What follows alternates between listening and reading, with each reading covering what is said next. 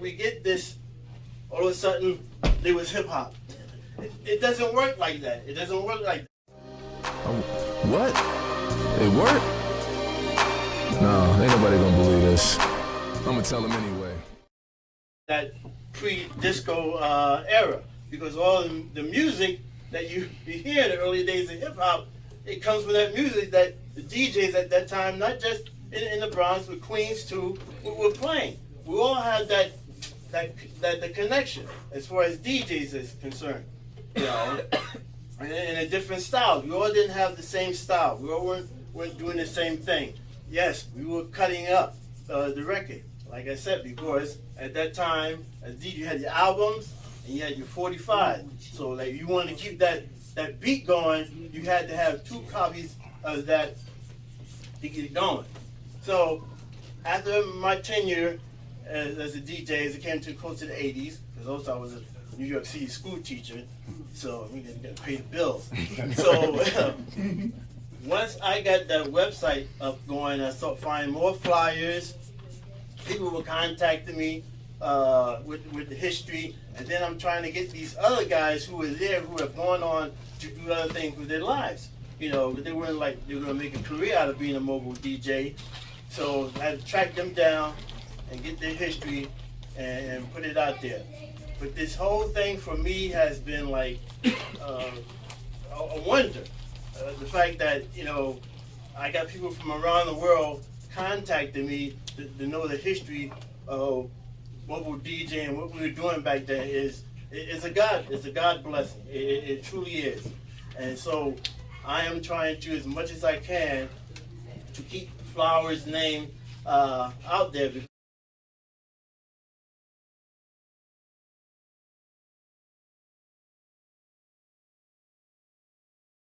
But this brother was way ahead of his time. Unfortunately, he died. He not tell his own story himself, but I was there. I got a chance to play against him. But he was like the first DJ I saw that had it all. The mobile system. He also had his own light show. He had these lights. I don't know how he did it to this day. He had like 5 lights in different colors, and they would go and go back and forth like that. And I'm like, how's he doing that? How's that done? We're talking 1970s technology, okay? That's what we're talking about.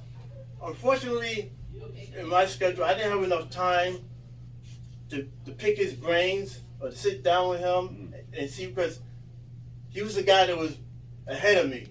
He paved the way for me to go. And that's a special thing. When I see my name on the flyer with him, he was the man. He truly was the man. He is the original grandmaster. Flowers. As a matter of fact, I don't know if this is true or not, but they told me that Flash asked him, could he call himself the grandmaster? I don't know how you confirm that. And you might have, might have not.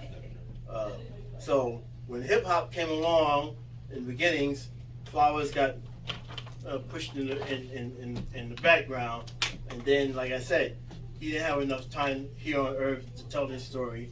But another guy named Mark Skills, in a magazine called Wax Poetics, he did a nice story on Flowers, as best as he could, and I was so happy that was done. Folks are trying to work on a street naming for him, but in the meantime, I make sure on the annual that I keep that brother's history out there, or our history as a whole. We get this, all of a sudden, there was hip hop. It doesn't work like that. It doesn't work like that. You have all these elements of black music that lead up to having hip hop too. We started rock and roll. Black people, Chuck Berry, and the rest, Little Richard, they give it to Elvis. All right. Then we started doing soul music, black music and everything. We got the funk came along with James Brown.